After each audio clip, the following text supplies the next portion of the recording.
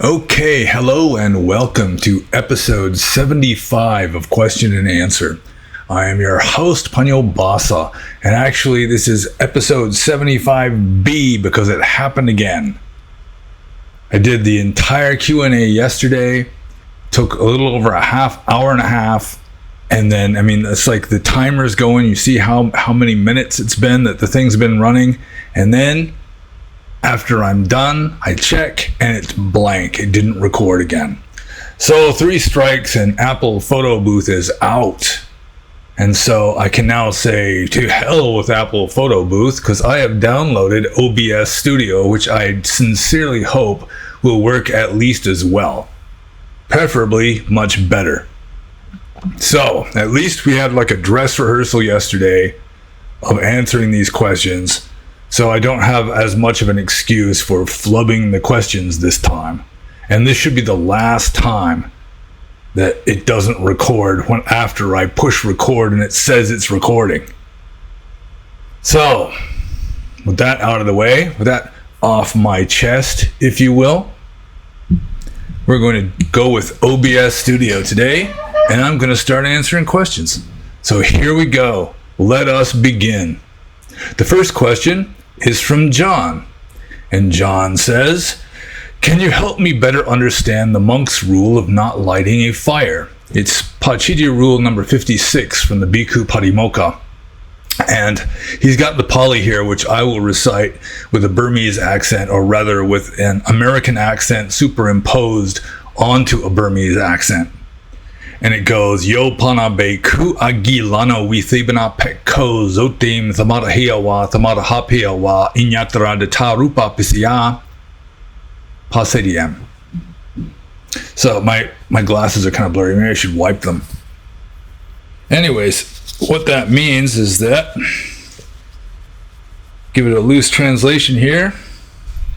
And furthermore, whatever monk, not being sick, lights a fire or causes a fire to be lit for the purpose of warming himself, unless it's for some other reason, he commits a Pacekka offense, which is an offense of expiation. It's a medium severity offense that you can expiate just through making confession. So yopanabeku agilano withe bana pekko zotim thamata hiawa thamata hapiawa inyatra de tarupa pisya pasediem. And then John here continues, after quoting the Pali, not to light a fire or have a fire lit, except then for lighting candle, oil lamp, etc., cooking or reheating his food. Well, actually, a monk isn't allowed to cook food. He can reheat it, but not cook it. See, if a bhikkhu who is not ill lights a fire or has a fire lit for him, he commits a Pacekka. Switching on a light or an electrical appliance is not considered lighting a fire. If a bhikkhu lights or revives a fire voluntarily, blows on a lit fire to rekindle it, adds anything to the fire, like a log or paper, etc., or asks another person to light, maintain, or rekindle a fire, he commits the Pacekka number 56. Would a monk not be allowed to start a fire in order to stay warm in cold weather? Okay. So, according to the origin story of this rule, some monks lit a fire to stay warm, and they were, I guess, the implication is they were kind of wimpy monks because it really doesn't get extremely cold in the Ganges Valley in India. But anyway, they lit this fire, they had this fire going, and a big black snake that was like inside of a hollow log that they put on the fire came out and was chasing them around, and it caused an uproar. And so the Buddha made this rule that you're not allowed to make a fire to warm yourself unless you are sick. So, the implication is the main reason against this rule is it is to prevent small creatures that live on wood from being burned alive. And there are quite a few rules that are along these lines where a monk is forbidden to do something like dig the ground or use water that he thinks might contain living creatures, like for bathing or whatever, like pouring it onto the ground, causing whatever creatures are in there to die. There's lots of rules. Well, several rules along those lines, and this is one of them. So I guess the thing is, with regard to this rule, one of the reasons why it was made is that it just doesn't get that cold in the Ganges Valley. It gets down to maybe freezing, or at least it did in the Buddhist time. There was like 8 days of frost in the Buddhist time in the Ganges Valley. And so, according to the ancient texts, the Buddha made the rule about a monk having 3 robes, an inner robe, an outer robe, and a lower robe. And the outer robe can be 2 layers thick. If it's new cloth, it can be 4 layers thick if it's old cloth. Also a monk is allowed to wear a kind of felt blanket called a pawara. I think that's what it's called. Pawara. Anyway, so, having a fire to keep warm just wasn't necessary in those days. And so it was considered to be just a sign of luxury or wimpiness or something, unless you were sick. But the thing is, in the temperate zone, where it gets well below freezing in the wintertime, if you've got hypothermia, that would count as being sick. If you're going to die or are in danger of dying or getting frostbite or whatever, then that would be a legitimate excuse for building a fire to warm yourself. When I was a junior monk and very strict, I was sort of agitating at the monastery. They were like setting up meditation cabins. And I was saying, use electric heaters, don't use like kerosene heaters or natural gas heaters, just because strict monks might not want to use actual fire to warm themselves. They might consider it to be against the rules.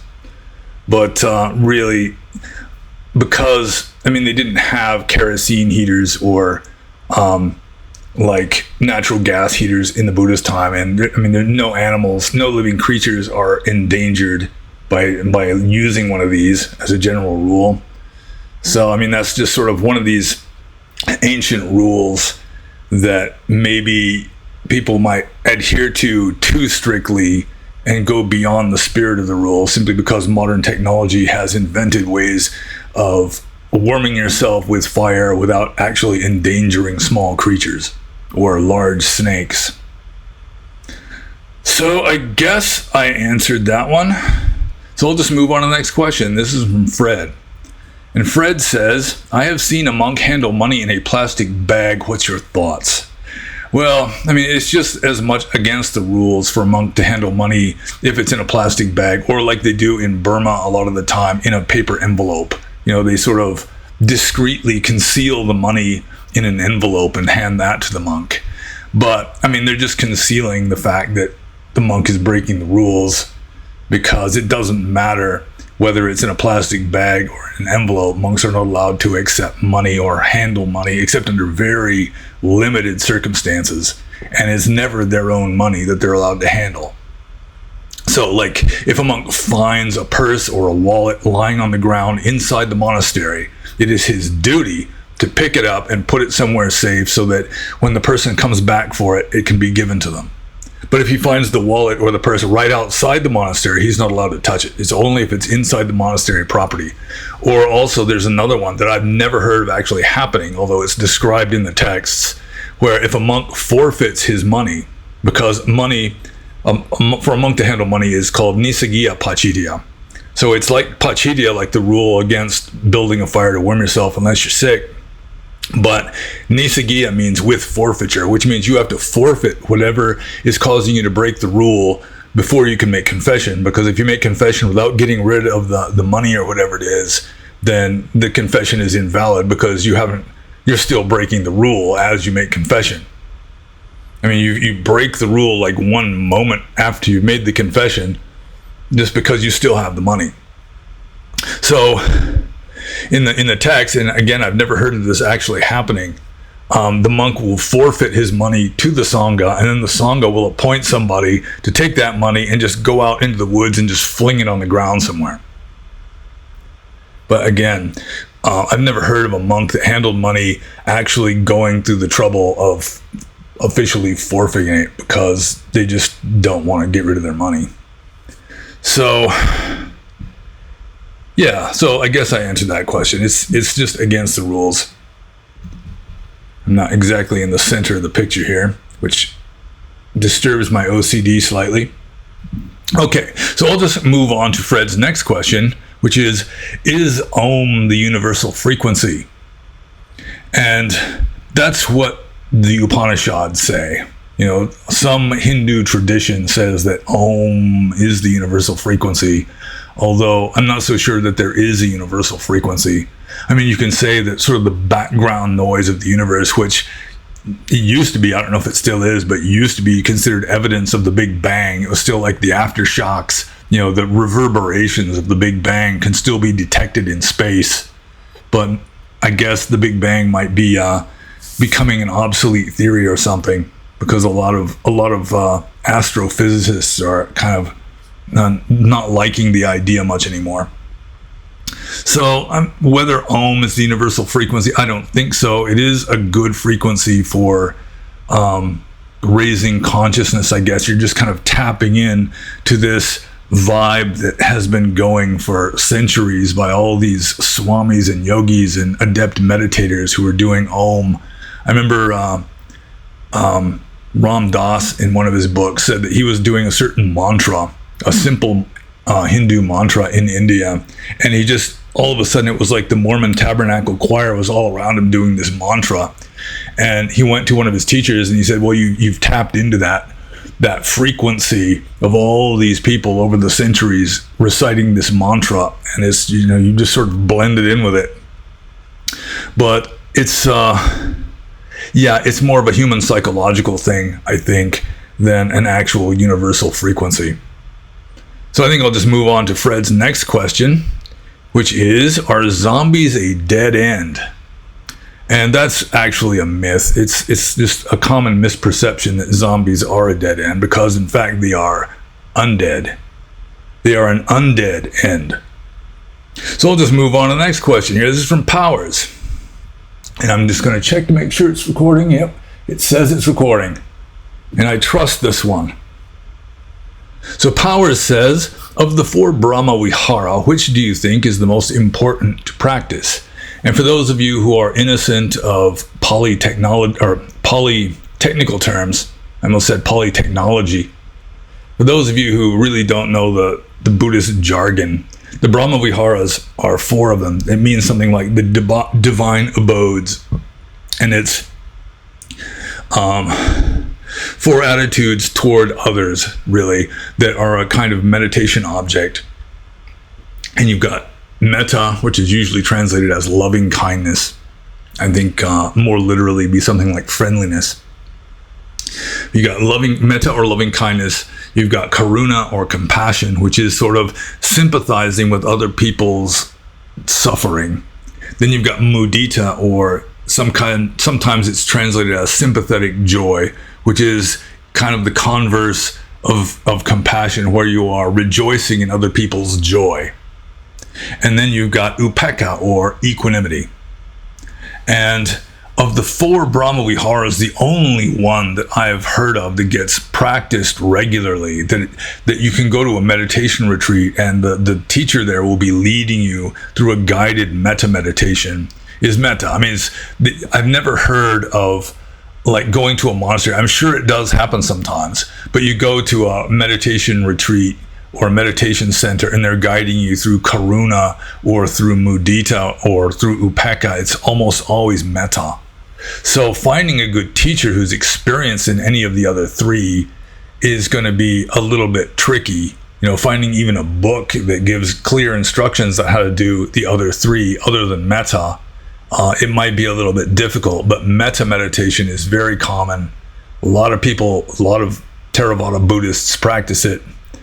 But on the other hand, I mean, just based on that, metta meditation would be the most convenient and probably the easiest to practice, where you can get actual benefit from it, just because there are experienced teachers, people who have practiced it for years and years, who can give you instruction on how to do it correctly.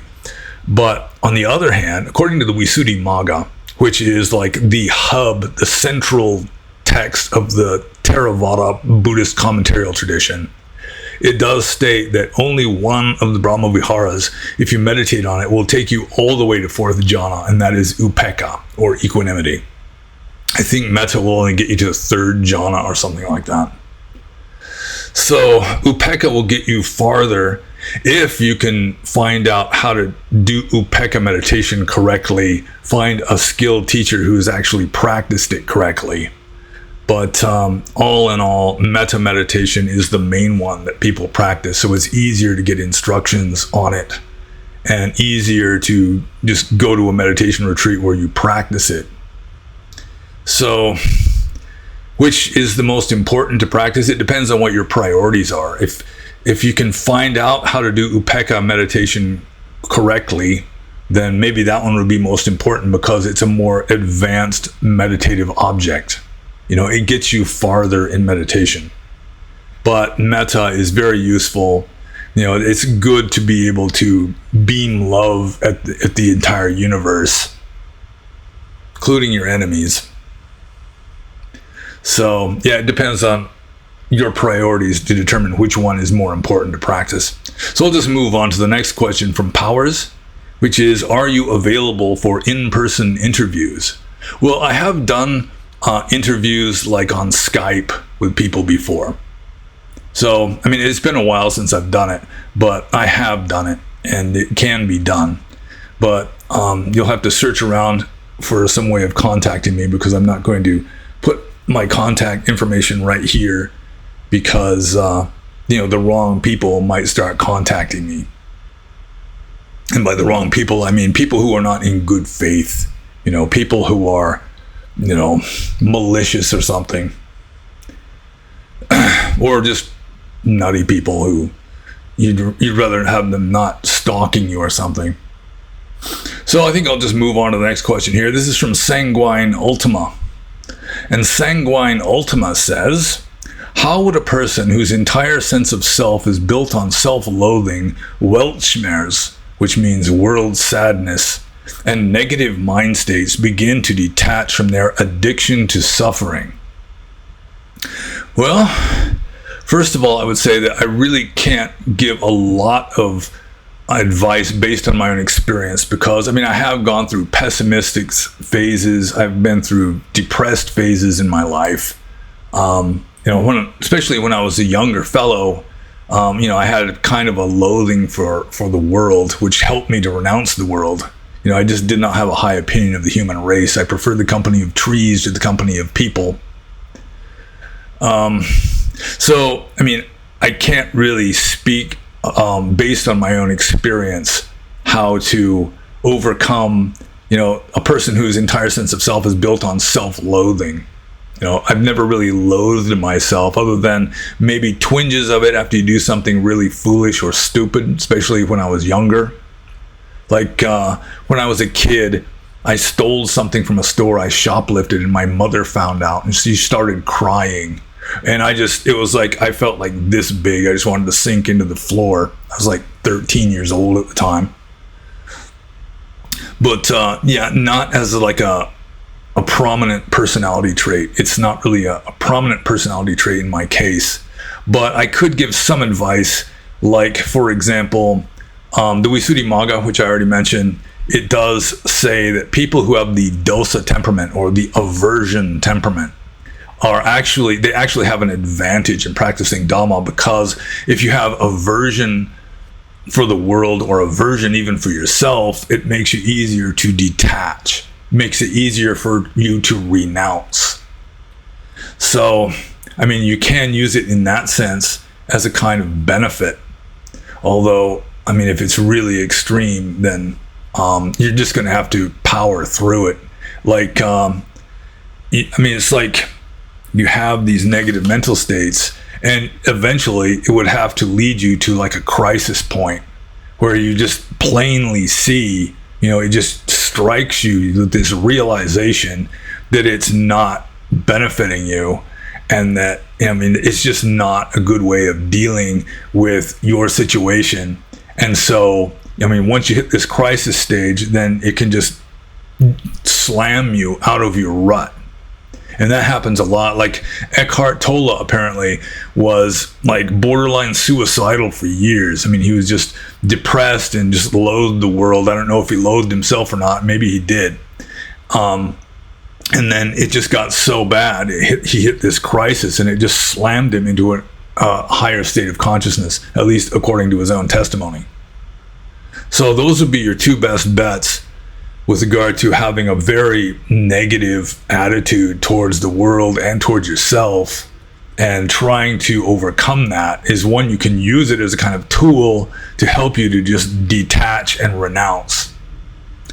And also, on the other hand, if you can't really use it for that very well, then, I mean, really, you're just going to have to just keep going further into it until finally you just have enough insight that it can liberate you from this attitude. That you just hit the crisis point where it's just obviously not working anymore. And so then, it just it causes a kind of almost like a mental collapse. It's a collapse of this structure, these habitual perceptions that you've got.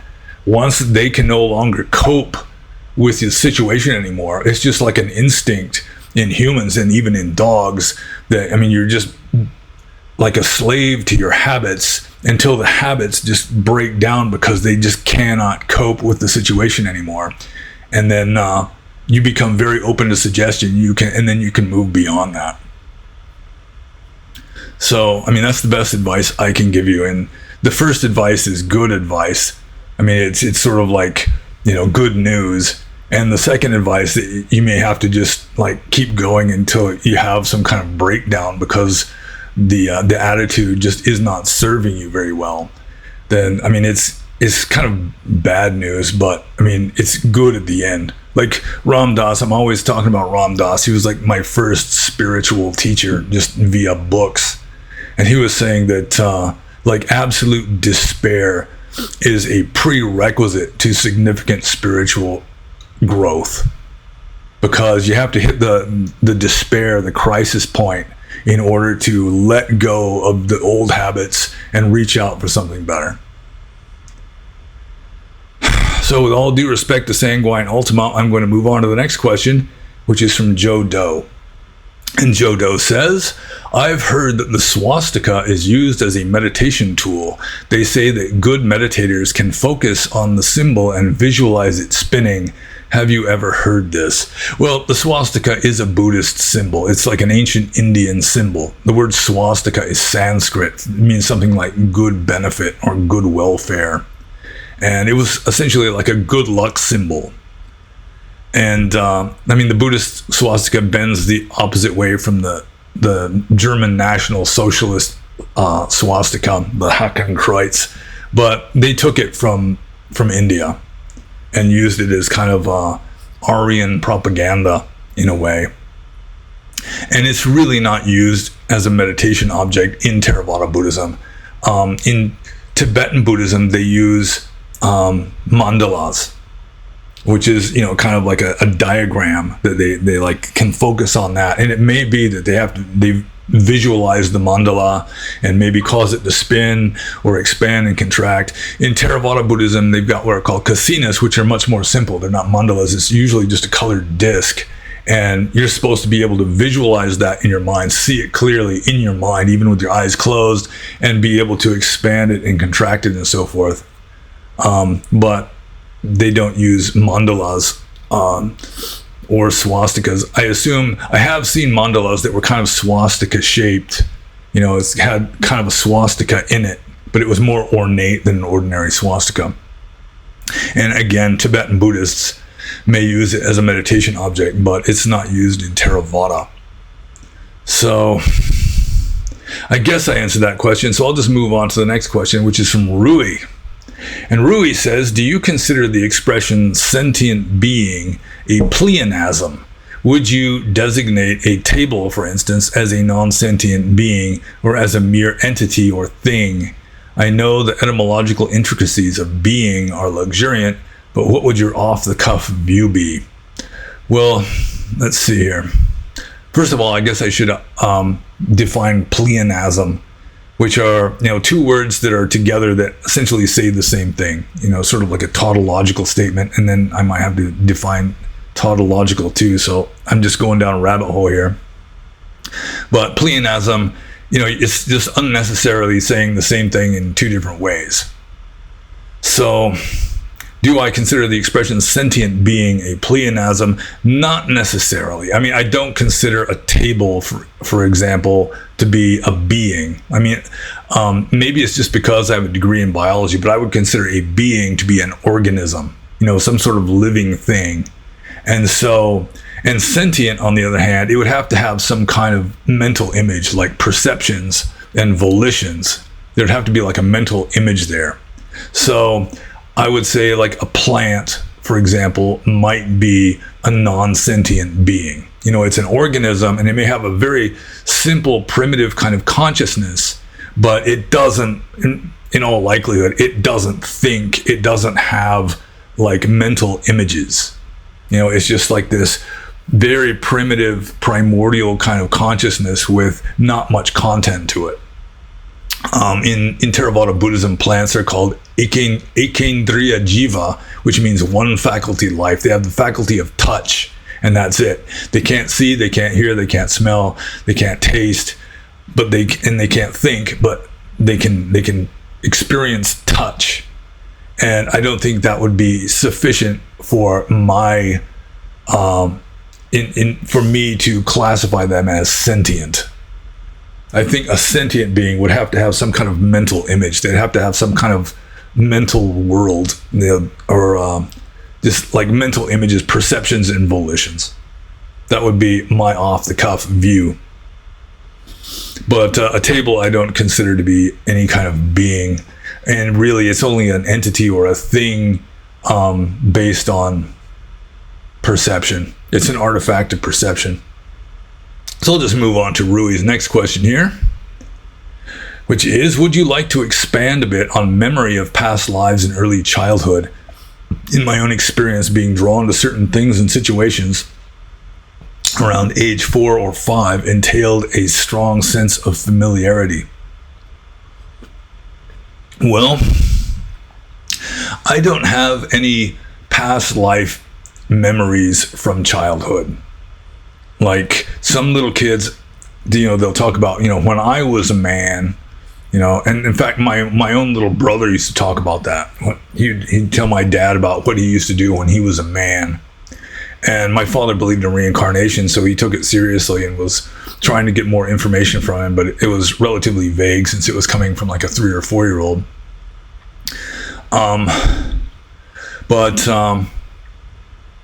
Let's see, where do I go with this? Could I expand a bit on memory of past lives in early childhood?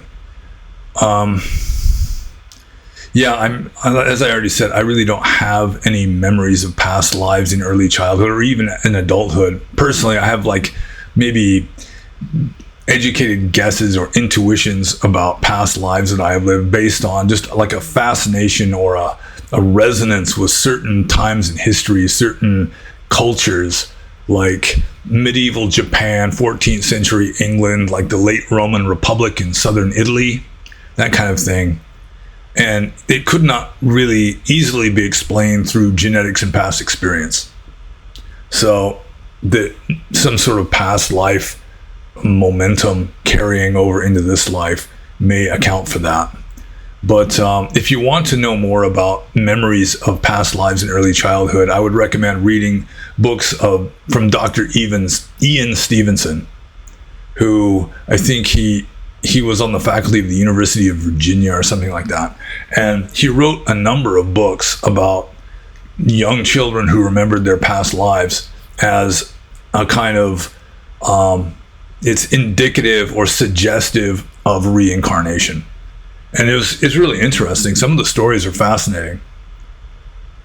So, I mean, I would sort of steer you towards that. Read books by Dr. Ian Stevenson on, children who remember past lives. Also, he was doing a study on like children who are born with birthmarks, weird birthmarks. And sometimes children who remember their past lives, they'll have these birthmarks that were like karmic carryovers from the previous life. They might have like a big birthmark on their neck, and it was they got their they died from having their throat cut or something, or they died in a car crash and they've got like this birthmark showing where the injury was or something.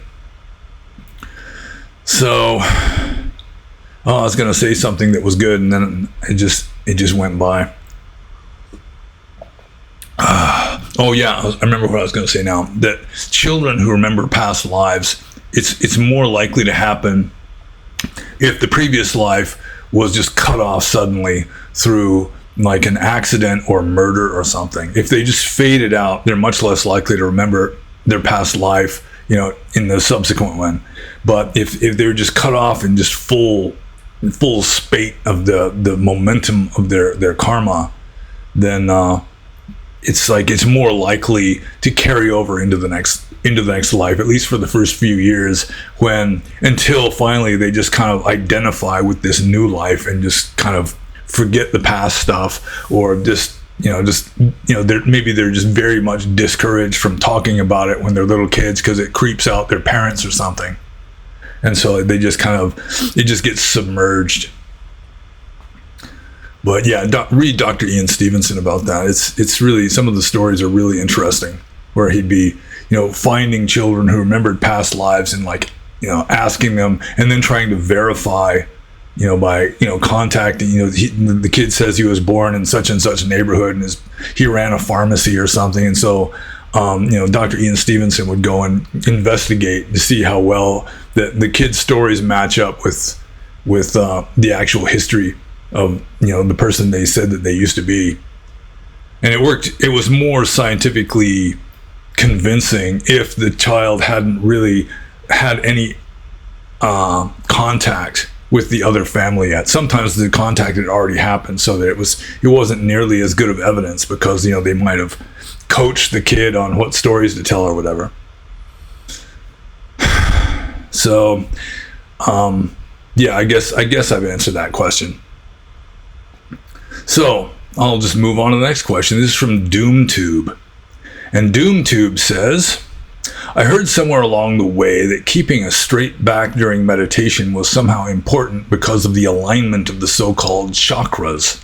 If the chakras are not an objective reality as opposed to a subjective concept, why do you suggest sitting in the lotus position as opposed to in a chair or laying down, for example?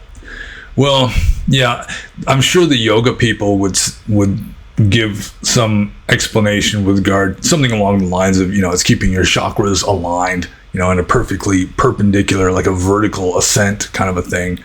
But from my point of view, if we just set aside chakras, which really are not a Theravada Buddhist concept, then I've got two hypotheses that could account for how sitting in the full lotus optimizes meditation. And I know from my own experience, at least my own personal experience, if you sit in the full lotus, your meditation is going to improve by 3% or 5%. There's going to be a noticeable improvement in your meditation just from sitting in the full lotus. And it may not have anything to do with alignment of chakras. It may just be that it's easier to sit straight up and down, like a totally, perpendicular to the floor posture, ramrod straight, if you're in the full lotus. It kind of automatically tilts your pelvis forwards a bit, which helps you to keep your back straight. And just being in an alert posture helps you to be alert. Just like if you're in a slumped over, sleepy looking posture, it helps you to be sleepy. That they've actually done psychological studies on this, where you adopt a certain posture and your mind just kind of follows along with the posture. So if you're sitting like very alert, very just straight up and down, it's more likely to help you be alert, which is helpful in meditation. It helps you to be more fully conscious when you're meditating. And another hypothesis that I came up with is that when you're sitting in the full lotus, your legs are just kind of tied up like a pretzel, almost like they're tied in a knot. And that may reduce blood flow to your legs, which may then increase blood flow to the rest of your body, which would include your brain. So that will also might, increase oxygen flow to your brain or something, and help you to be more alert and conscious, and thereby help your meditation. So it's not necessarily caused by aligning your chakras, but I do know from my own experience, sitting in the full lotus will improve your meditation if you can do it without agony. So I'll just move on to DoomTube's next question here, which is, if ultimately the material objective experience is in essence delusionary, what difference would it make by keeping the back vertically aligned whilst meditating? Well, I mean, you are part of the delusion, and so, I mean, it makes a difference so long as you're identified with the body. It's hard to explain this kind of question or answer this kind of question because it's dealing with two levels of reality at the same time. But really, all that we are is a kind of delusion.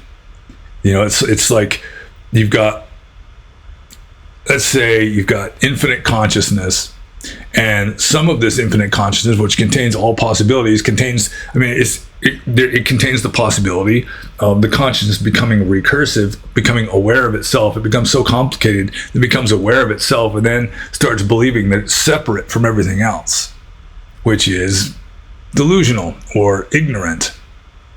And so long as this falsely isolated pocket of delusion really thinks that it's real, then it's pretty much enslaved itself to what it considers to be real.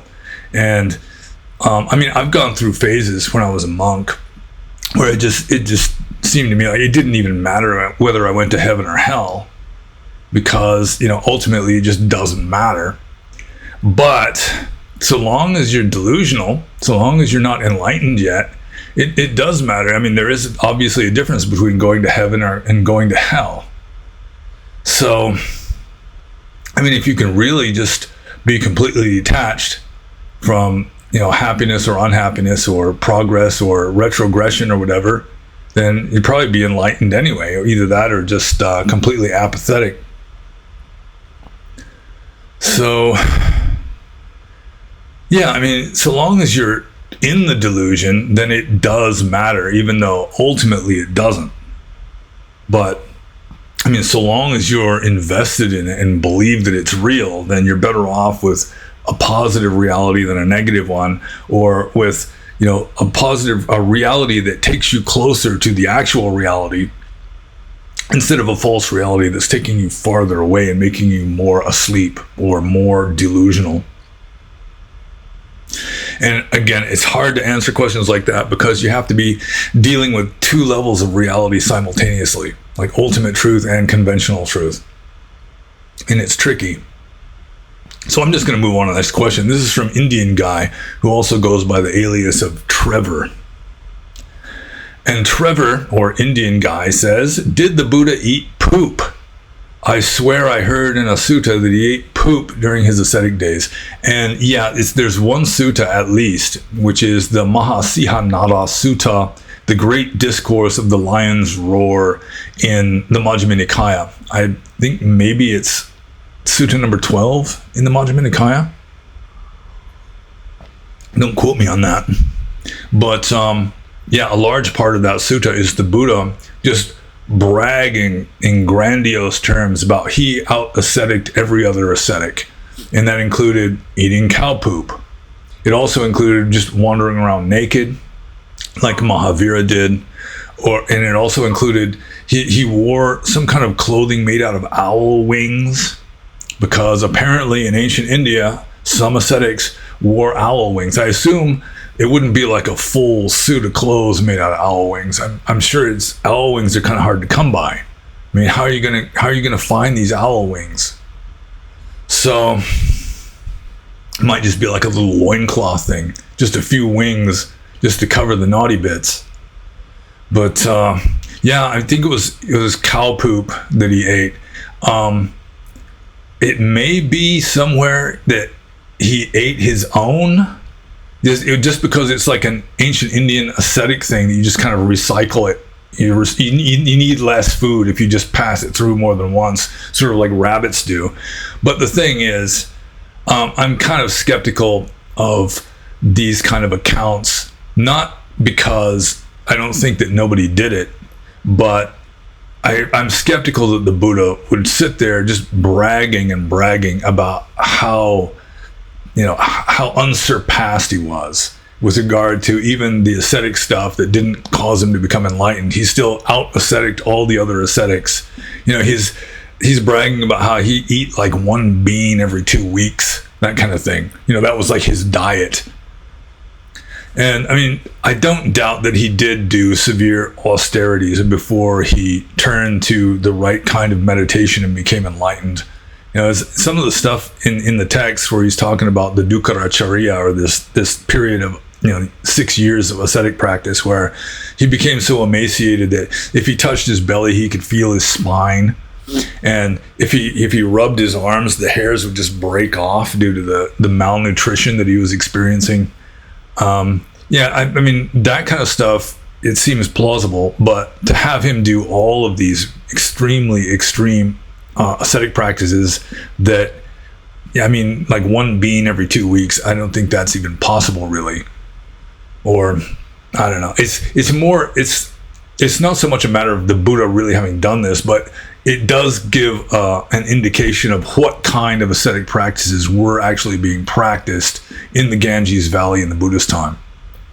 So it does say in the text, at the very least, that the Buddha, before he was the Buddha, it was before he became enlightened, he was doing all the standard Indian ascetic stuff that was in spiritual fashion at the time, and that included eating cow dung, just as a way of getting food that you're not having to beg for it. It's just lying there on the ground. It's easy to get.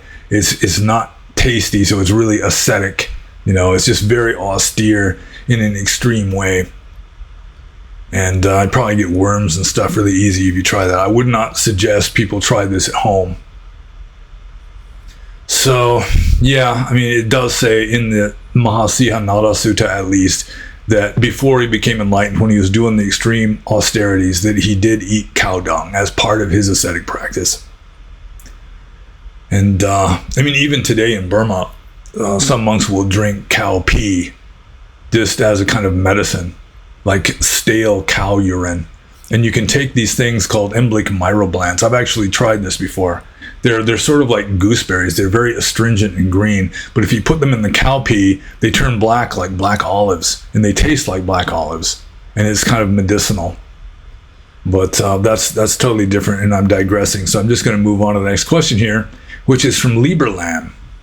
And this is a strange question, and I do not fully understand it, which is kind of par for the course with Lieberlam's very cerebral questions.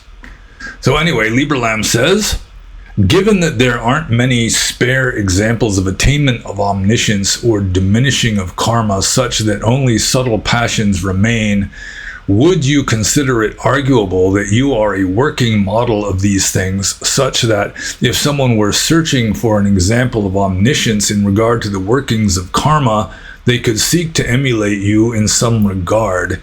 And as added detail, let's imagine that this scale of intuition goes from someone who doesn't have any cause for believing in karma to one that has strong samvega because of the insights they have into Buddha Dhamma.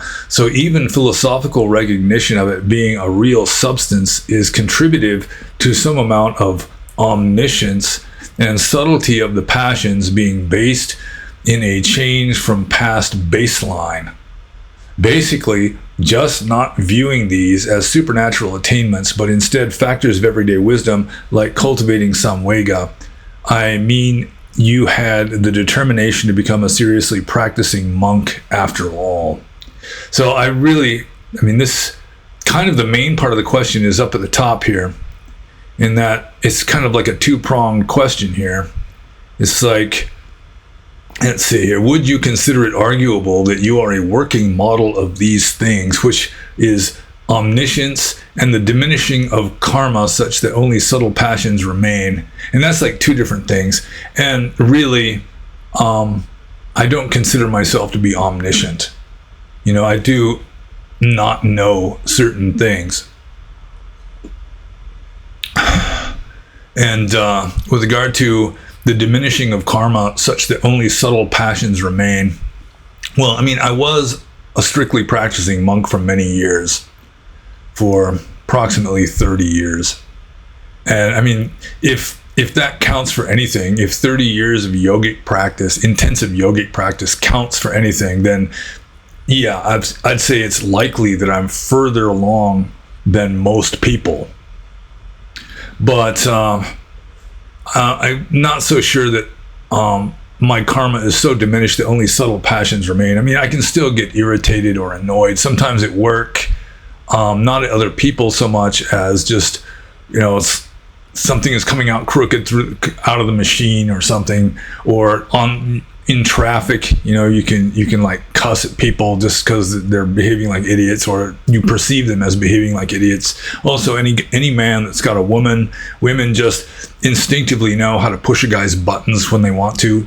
And it hasn't happened in a while, but bless her heart, she has pushed my buttons more than once.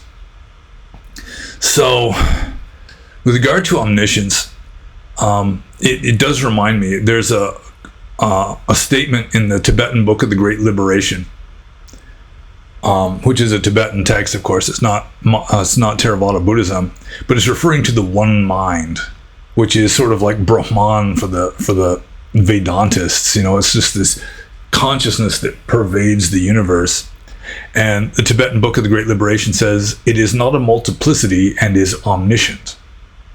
And I assume that would be the kind of omniscience that the Buddha attained, is that he didn't really attain it. I mean, it was always there. It permeates everything. It's just that he got rid of all the delusion stuff, and there it was, and it was always there, and he had access to it. And so the more you practice, the more you're going to be thinning the veil and have gradually more access to this, universal omniscience. Just everything is there, at least in potential form. But I don't think that the Buddha's omniscience necessarily meant that he could speak Mandarin Chinese or do integral calculus long before it was invented or anything like that. So, yeah, I don't think that it would be good for people to see me as an example of omniscience, or even necessarily of attenuating karma until only subtle passions remain. They could see me as someone who's moved in that direction, I suppose. But like someone who has attained omniscience, I would be more likely to, like if I had to guess someone in the past 100 years who had attained omniscience, I might guess Neem Karoli Baba up on the bookshelf back there, because he had some really amazing psychic abilities. But I guess there's like another part, the added detail, which is more complicated and harder to understand than the original question here. Let's imagine this scale of intuition goes from someone who doesn't have any cause for believing in karma to one that has strong samvega because of the insights they have into Buddha Dhamma. So even philosophical recognition of it being a real substance is contributive to some amount of omniscience, and subtlety of the passions being based in a change from past baseline, basically just not viewing these as supernatural attainments, but instead factors of everyday wisdom like cultivating samvega. Yeah, I mean, technically, according to Theravada Buddhism, there really is nothing supernatural. That nothing is supernatural. It's just like, you reach a certain level and you unlock new skills like in a video game. And that's just in accordance with the way of nature. It's just the natural way of things. So, yeah, I mean, there really are no supernatural attainments. I mean, even like psychic abilities and so forth, it's not really supernatural. It's just that you have to reach a certain level before you get access to them. So, I hope I answered that question, but I would not encourage people to consider me to be omniscient. Like, if I was really omniscient, I would have known yesterday that even though it said it was recording, it wasn't really recording. So I wouldn't have to sit through this twice. Not that I'm exactly complaining. I'm not complaining about having to answer you guys' questions twice.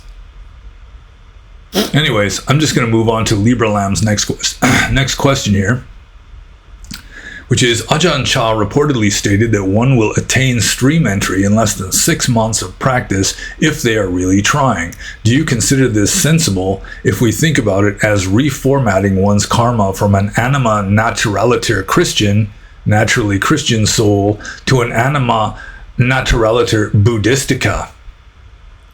So, yeah, Libra Lamb asks cerebral questions, as I mentioned just a little while ago. It does say in the Satipatthana Sutta that if you practice for just 1 week, just solid, intensive Satipatthana practice, that you not only become a Sotapanna, but you'll either become enlightened or an Anagami.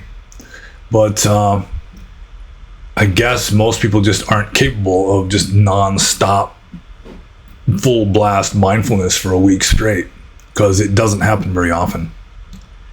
So, with regard to stream entry, I've mentioned on numerous occasions that I'm rather skeptical of stream entry originally having meant some kind of higher attainment. That it originally probably meant something like being born again. You know, you've entered, you've like converted to Buddhism, and you're like sincerely trying to be a good Buddhist, and then that causes you to make merit, you know, through your generosity and your morality and just your dedication to Dhamma, that you're not likely to retrogress or go to hell after you die, or be born as an animal or a hungry ghost or whatever after you die.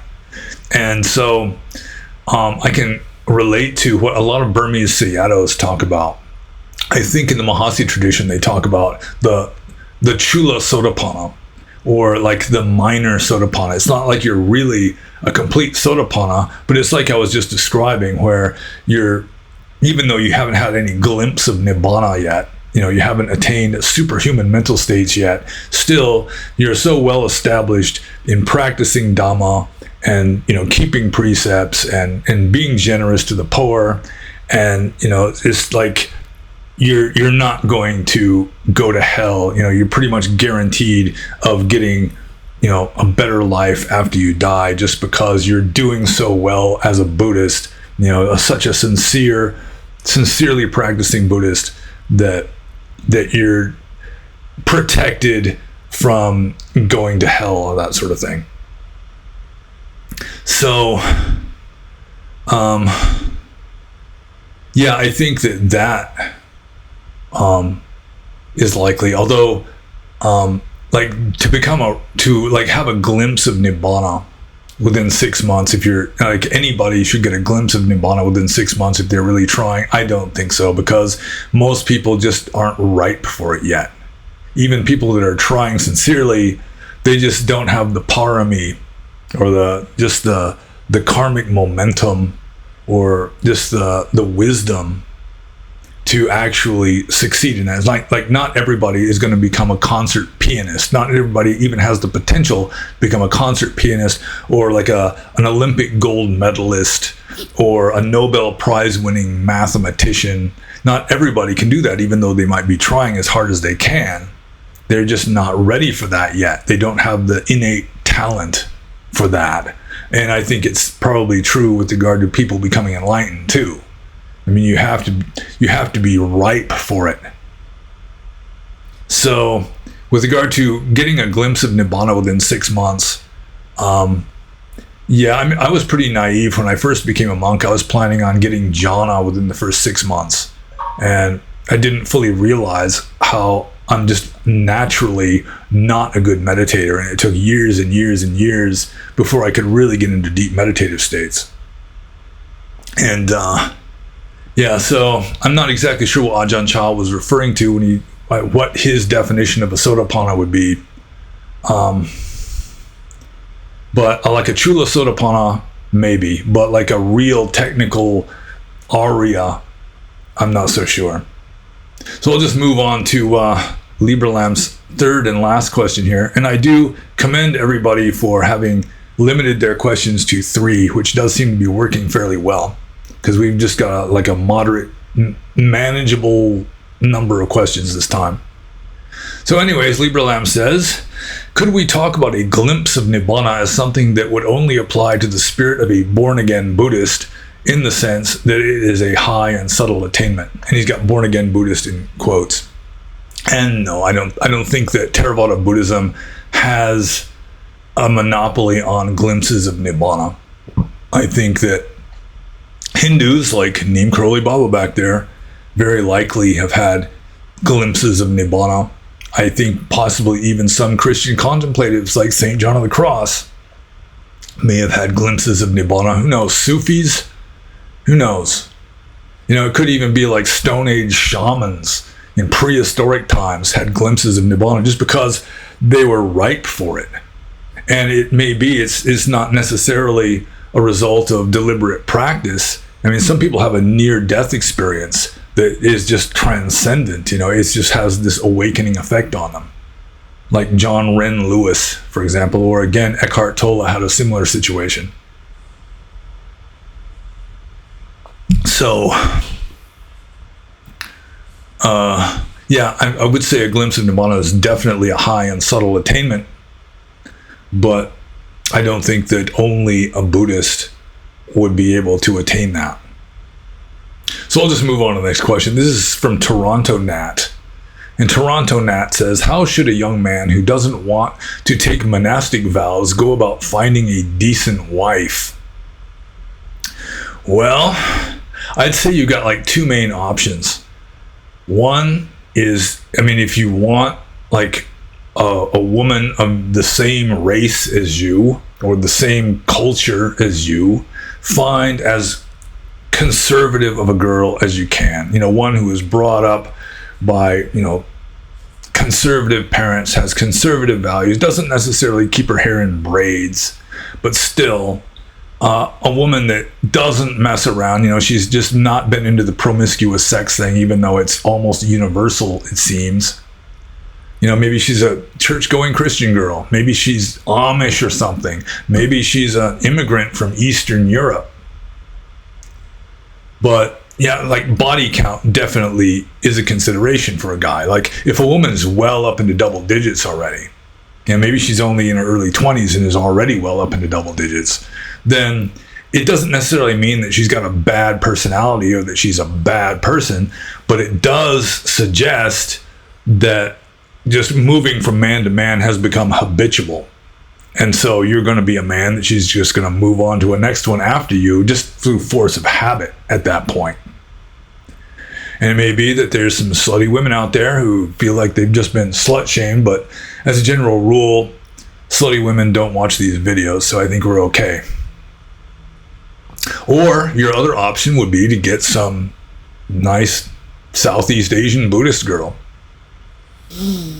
So, there's a lot of 30-year-old, very sweet, very attractive, old maid school teachers in Burma that would be thrilled to hook themselves an American or a Western man, because Western men just automatically have higher status than Burmese men in the eyes of Burmese women, it seems, or at least in the eyes of a lot of Burmese women. It's just America is considered to be the promised land. It's like paradise on earth. Maybe not so much now that we have the Biden administration, but back when I was in Burma, it's like a lot of Burmese people just think that America is like a heaven realm. Everyone is beautiful and rich and happy. And if you try to explain to them that that's not necessarily the case, they might be very skeptical of that. They might just persist in believing it, even though somebody who actually lived there for many years is telling them otherwise. So yeah, that would be my two main guesses. Find yourself just a very conservative girl. Stay away from dating apps. Don't pick up chicks in bars. Don't try to meet the right girl at a club or something. But find a girl with similar interests who has conservative values and is going to have conservative moral values. Because if she doesn't have conservative moral values, then she might not be your woman for very long, just because loyalty is out the window, it seems. So I guess that would be it. Find a conservative white girl or a conservative non-white girl. At least conservative in their morality, regardless of their beliefs about economics. So I'll just move on to Toronto Nat's next question, which is, are there any restrictions in the suttas, tradition, or other sources that prohibit race mixing? So is he prohibited from hooking up with the sweet 30-year-old old maid school teacher in Burma? And I don't think so. Theravada Buddhism is surprisingly non-racist. I mean, there was a caste system in India, which the Buddha poked fun at a lot of the time. He pointed out that a person's worth as a person depends on their own personal characteristics rather than who their parents were or what lineage they belong to or what color their skin is. So he was teaching similar things to what Dr. Martin Luther King Jr. was saying, where a person should be judged by their character and not by the color of their skin. And the Sangha especially was non-racial and non-classist because the Sangha, the ordained brotherhood of monks, was compared to the ocean, and all these different rivers flow in from different directions, different classes, different ethnicities, and so forth, and they all just blend together into one ocean. And that's the way the Sangha was with regard to different classes and ethnicities and so forth. So I don't think that I'm unaware of there being any prohibition on race mixing anywhere in the Pali texts. So I'll just move on to the next question here. This is White Ash Piper. And White Ash Piper says, I was wondering in your 30 years as a Buddhist monk if you'd ever seen another monk lay down and die. I seen this on a YouTube video where this monk with a handful of fellow monks walked into this room, lied down to die. He looked healthy, certainly not old. There was no English subtitles, so other than being an observer in the dark, not much more info. Then he just died and was carried away. Well, I did see one Buddhist monk lie down and die, but he was bitten by a cobra. So I guess that one doesn't count. I have read, like in Zen literature, about these Chinese masters back during the heyday of Chinese Zen or Chan Buddhism, where they would know in advance when they were going to die. They'd actually send out invitations. Everyone would come, they'd give one last sermon, and they'd lie down and die. So maybe they knew they had some kind of terminal illness that wasn't apparent to other people, or maybe they just had like this psychic, prognosticative ability to see when they were going to die, one way or the other. So yeah, I've never heard about that in Theravada, although I assume it has happened. But I have read a number of cases of that with regard to Zen masters in China long ago.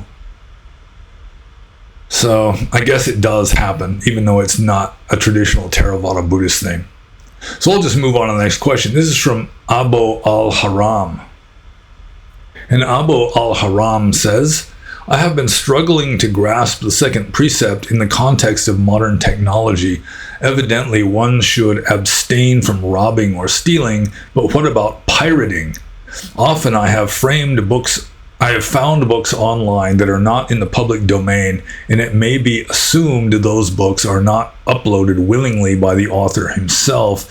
Downloading them doesn't feel like outright stealing, but it does create some unease. What are your thoughts on this matter? My apologies if this has been answered already in one of the Q&As. Bless you. Yeah, actually, I did answer this just a few Q&As ago, but may as well answer it again, since that's this one kind of advantage of doing these Q&As, is that the questions that people really ask the most get answered the most, so to speak. So yeah, when I was asked this before, I was saying, so long as it's not illegal, I think you're doing okay. And then I got some comments in below the video saying that it's really not illegal. You can't be jailed for it. Somebody might try to sue you if you're especially if you're pirating something and then trying to sell it for profit.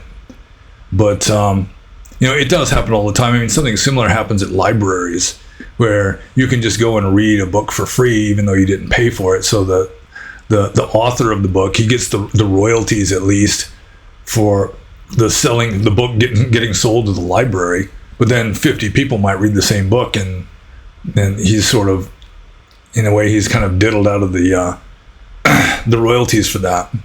But if you have any doubts at all, you want to be pure. You want to be a moral purist. If you've got any doubts, then just don't do it. But if you're not quite so pure, you're more of a pragmatist, then with regard to stealing for a monk, I mean, it has to be something. I mean, if he's going to be excommunicated for stealing or even commit an offense for stealing, then it has to be something that he could be arrested for. It has to be really illegal. So, I mean, that would be really the line is it illegal? So, I mean, again, I'm no authority on copyright law, anything like that. But I'm sure you could, if you really wanted to know the answer, you could look into it. And, but again, if there's any doubt at all, if you're not sure and you want to be pure, then just avoid it. Avoid the situation that you consider to be doubtful. So I'll just move on to the next question here. This is from Hurdy-Gurdy Man. And Hurdy-Gurdy Man says, could karma be described as a momentum transcending conventional cause and effect? This means that your past, present, and future changes as one following your karma. Your karma moves you sideways through the infinite numbers of existences at an infinite rate. Karma, could it be described as a momentum transcending conventional cause and effect? Well, if conventional cause and effect is like materialistic, then I guess it could transcend that. But I don't think your present changes. I don't think the present can change because, it's right here, right now. And if it changes, you've moved to a different moment and it's not now anymore. So now doesn't change. The future doesn't really change because it hasn't happened yet. The past, according to Theravada, the past can't change either, although I think it could change if your perception of it changes in a sense, because it's not ultimately real anyway. So if your perception of it changes in a way, that could change your past. So, I've considered that with regard to my father when he started getting really old, like in his early 80s. Some of the stories that he'd been telling since I was a kid started changing. And it was kind of a weird thing. And so, one of my theories about that is maybe he was just becoming kind of loosened from the standard route through his karma that he had taken and is remembering some alternate past. Either that or, his memory was failing. But usually it's the short-term memory that fails rather than the long-term memory. He could still recite quotes from Shakespeare that he learned in school when he was a kid, when he was in his 80s. So, can karma be described as a momentum transcending conventional cause and effect? I see karma, or just our path through the universe, is sort of like an imaginary path through like an infinite maze of like imaginary events, which is kind of a surreal way of describing our situation in the world.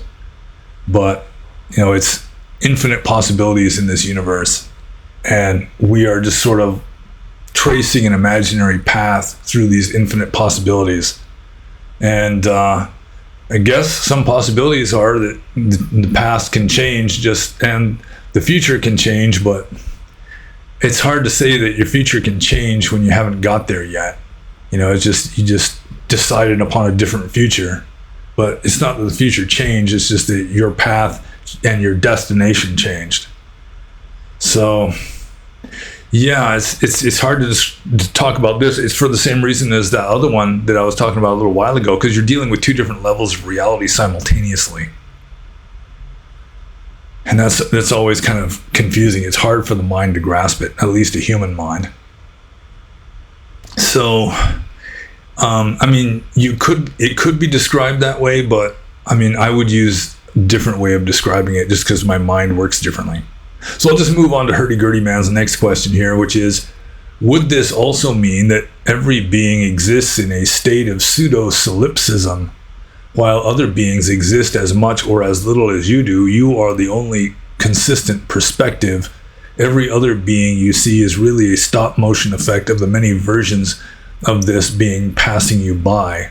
And actually, the Yogacara Buddhists do believe in this kind of a pseudo-solipsism. And solipsism means that you are the only reality and that the entire world around you is just a figment of your imagination.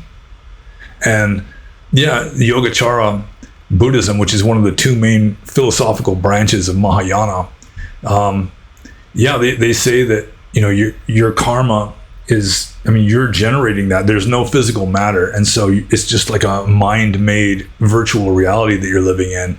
But as it turns out, the universe is infinite, as I've already been mentioning, contains infinite possibilities. So no matter what reality you choose, there's going to be plenty of other beings inhabiting that same like interpretation of reality sufficiently that you seem to be able to interact with each other. That's more Yogacara than Theravada, though. So, also Schopenhauer talked about that. Just the weird, I mean, he didn't consider it to be like pseudo-solipsism so much as he considered it just to be this inexplicable miracle that everybody's karma just dovetails perfectly. That the one person that you want to punch in the nose is the one person who has the karma to be punched in the nose by you. That everything is just perfectly meshing. Everybody's karma just fits perfectly. And he considered just to be this, essentially a miracle. But if you consider that the universe is infinite with an infinite number of possibilities, then no matter what route you take, there's going to be a world there that you fit into perfectly. So, in a way, yeah, it is a state of pseudo-solipsism, I would say. So I think I'll just move on to the next question here. I'm not so sure that I'm answering all these questions very well. And I've already answered them once before, which is a further strike against my my reputation for being omniscient. So the next question is from Pranav. And Pranav says, what's your opinion on spirituality in modern times versus Buddhist time? Well, yeah, there's definitely differences in modern spirituality versus the Buddhist spirituality. I mean, spirituality in itself is the same. I mean, Dhamma remains the same. It's just like a timeless truth. But socially, you know, the way people were dealing with spirituality was very different in the Buddhist time than now. In the Buddhist time, I mean, it was a time of spiritual ferment. You know, as people were very much concerned with spirituality, much more so than now. I mean, nowadays the mainstream is just spiritually bankrupt. Consumerism or hedonism. So in the Buddhist time, there was that. I mean, there were people who believed in they believed in dharma of some sort so unquestioningly that they were literally torturing themselves to death for the sake of liberation.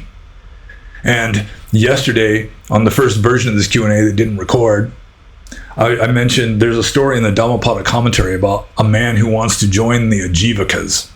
And the Ajivakas were a spiritual movement in the Buddhist time that has now been extinct for centuries. But there were probably more Ajivakas than Buddhists, you know, in the first few decades of Buddhism at least. And so this guy wants to join the Ajivakas, and they were strict ascetics. And so he goes there, says he wants to join up. And so two of the biggest Ajivakas, they hold him down and they put two planks crosswise over his chest and sit on those to hold him down onto his back. While a third Ajivaka takes a special kind of comb that grips the hair and just rip the hair off his head and off of his face. And that probably was extremely unpleasant, but he hadn't even joined yet. That was just to get him ready to join. And that kind of extreme faith-driven self-torture, or just that kind of faith, like it was fairly common like in medieval Europe, you know, when Western and Central Europe were, you know, universally Catholic. You know, everybody just believes it. Just the same way they would believe that if you stick your hand into a fire, it will burn you. And that is very rare nowadays, especially in the West. The West is so eclectic. We're in the information age. You can get any amount of information on the internet. And so people are more eclectic. You know, they're more sort of lukewarm, eclectic and lukewarm.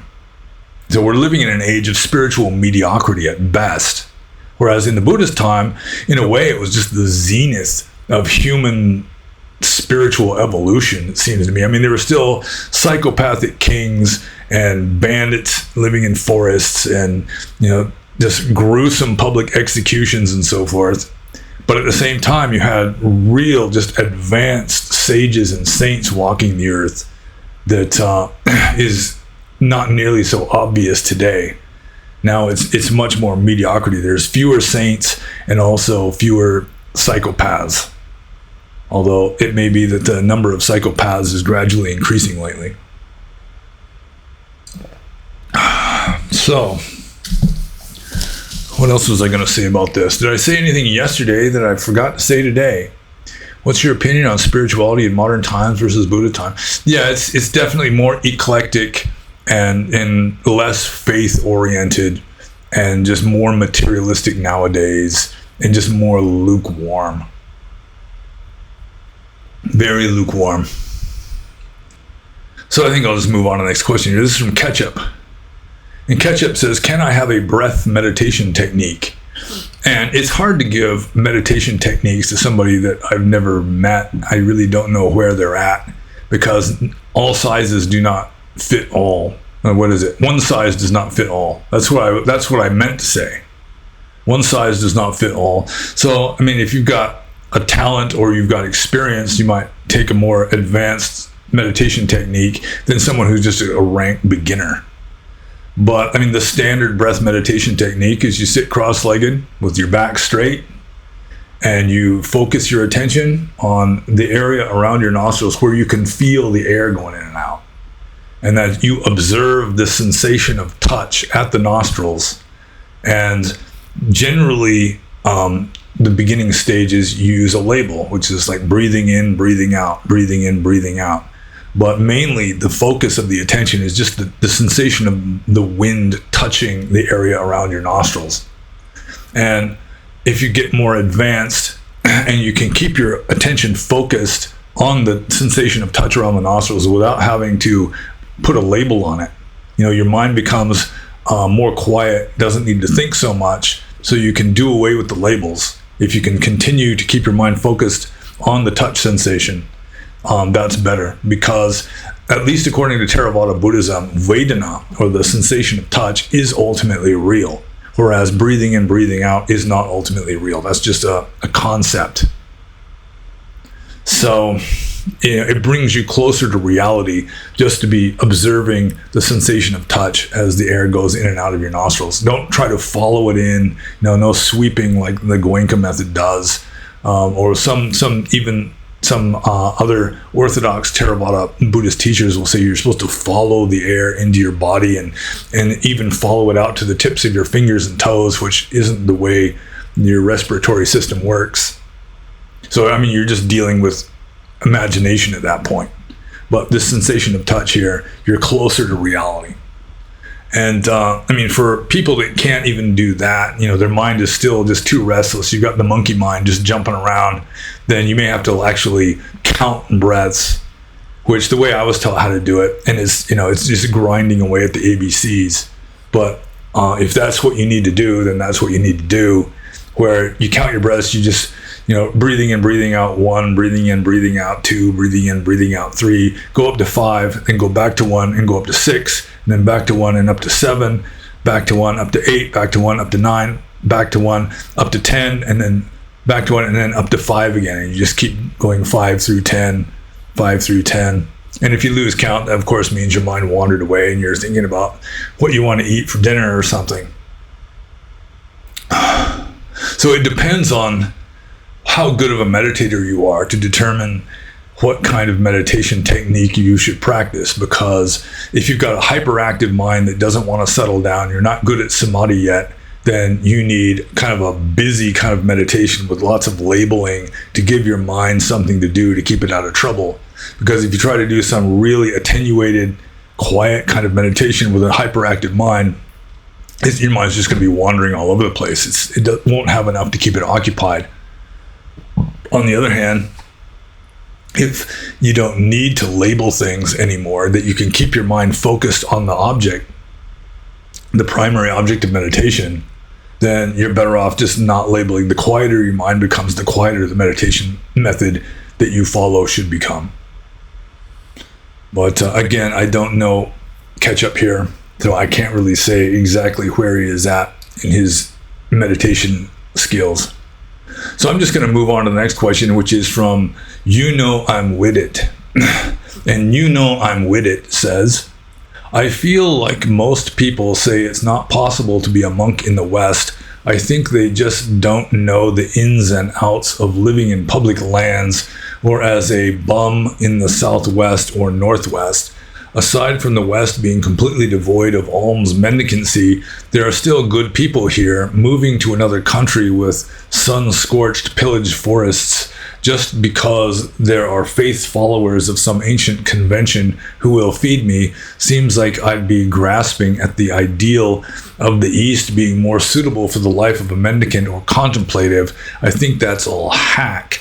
Why take my defiled mind to some fucked up country when we have plenty of wilderness within close proximity to towns with good people here in the US who speak English? Maybe there's not malaria, but there's still grizzlies, lions, rattlesnakes, crocodiles, Marxists, etc.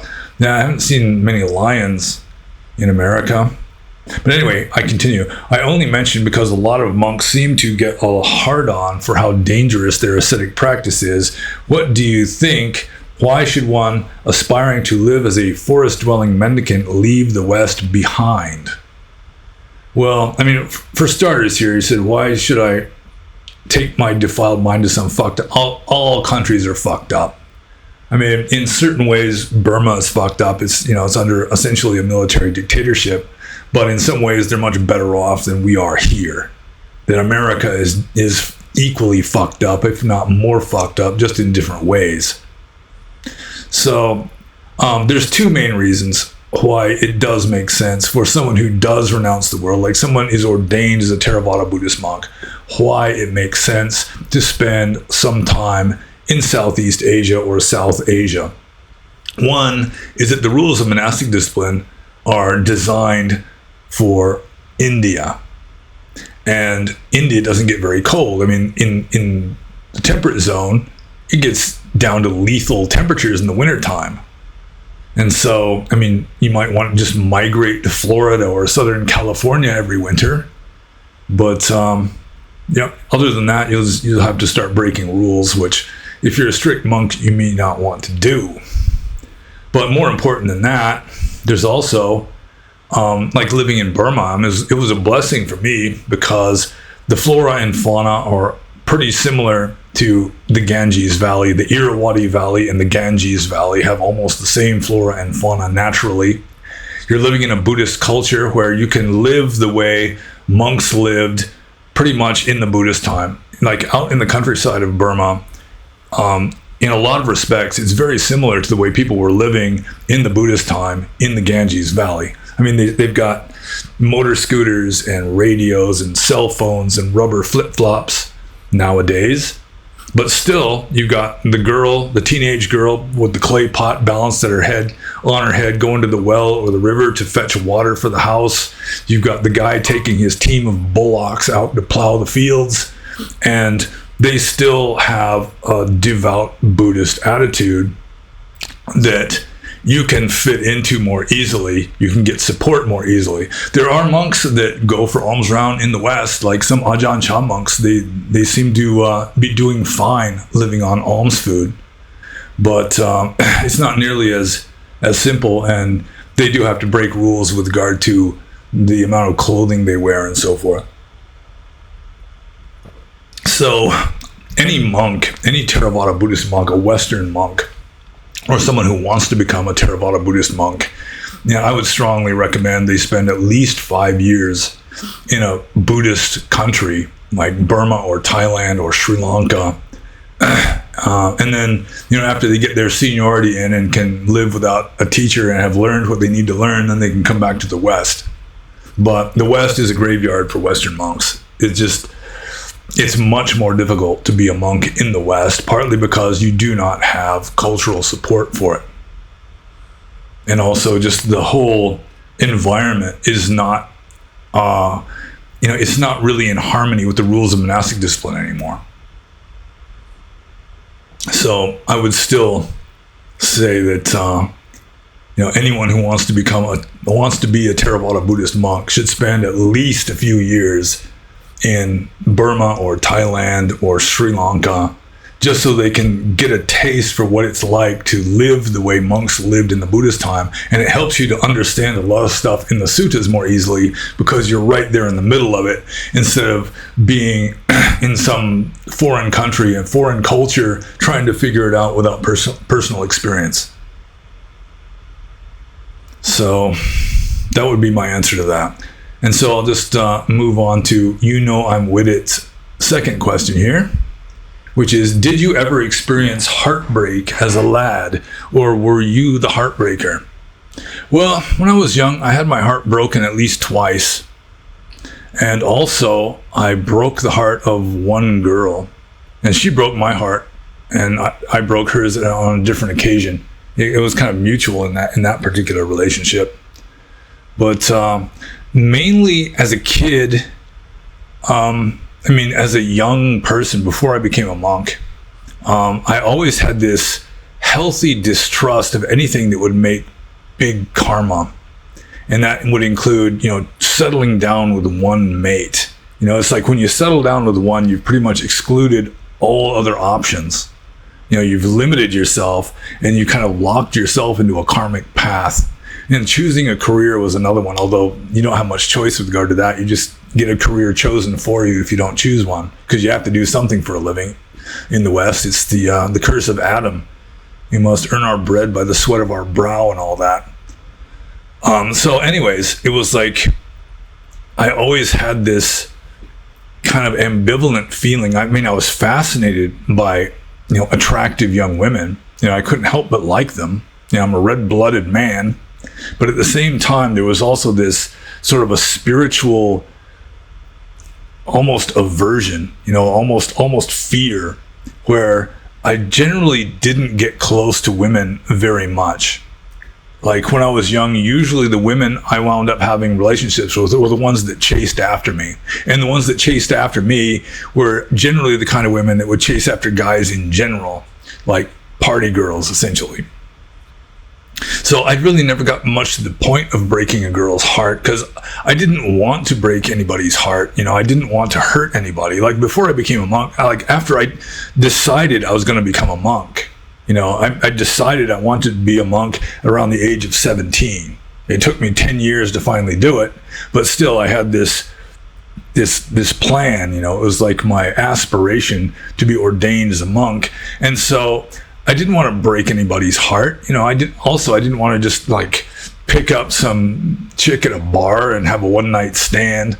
So I was largely celibate most of the time before I was a monk, just because of considerations of that. And so I did manage to break at least one heart, but more often I just sorely disappointed girls who liked me, and I was just too standoffish and didn't go for it. But it never got to the point of heartbreak. It was just, there were some girls that were mooning over me. They were disappointed that I never asked them out, that sort of thing. But I did have my heart broken a couple times.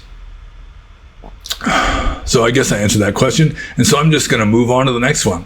This is from Siovaksh Ensipad Zidana.